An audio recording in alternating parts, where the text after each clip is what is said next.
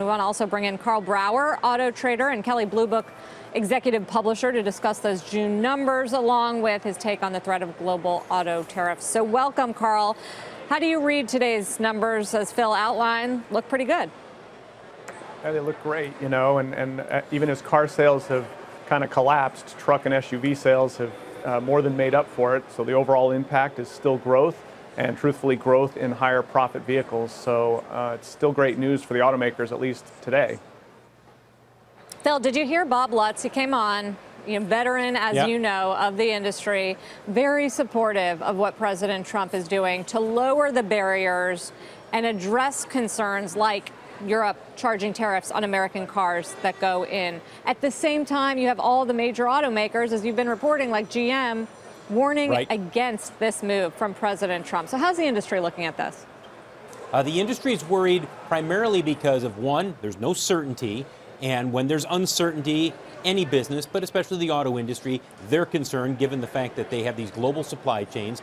And two, I've heard a lot of people who have said, well, look, they're only talking about tariffs for some vehicles going over to China or a little bit with Europe.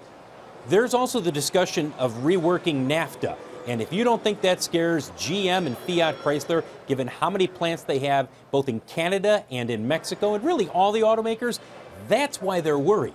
They're worried that this is just the beginning of what's going to be a nasty reworking of auto tariffs that could ultimately impact both sales as well as their production schedules. So, Karl, did we just see the high water market in terms of the June numbers? The high water mark?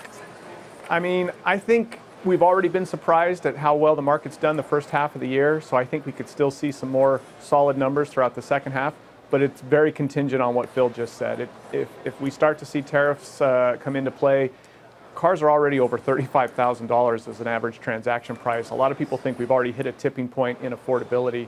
They go up another $4,000, $5,000, $6,000 from tariffs, it's going to put the brakes on car sales big time. Phil, there's talk that toward the end of the year, November, we could see the gas prices surge, and then there are concerns about auto tariffs as well. How much anxiety is that causing among automakers right now? I think the automakers are more concerned with tariffs than they are with gasoline prices.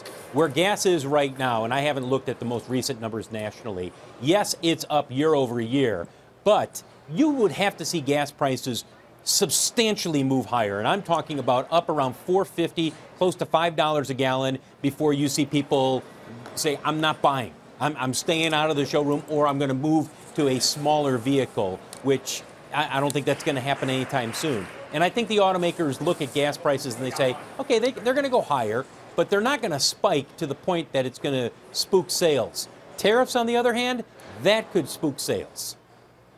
Karl, if you're trying to play this as an investor, or at least be safe, is there an area that you think is going to be safer than others? Perhaps the car buyer who's paying in cash is going to buy a certain kind of car and isn't as price sensitive. Are there segments of the market that are a little bit more stable when you're looking at the potential tariff impact?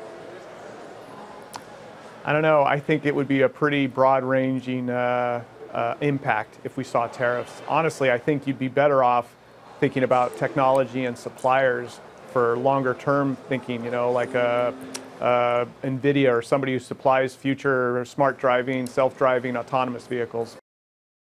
Hey there, thanks for checking out CNBC on YouTube. Be sure to subscribe to stay up to date on all of the day's biggest stories. You can also click on any of the videos around me to watch the latest from CNBC. Thanks for watching.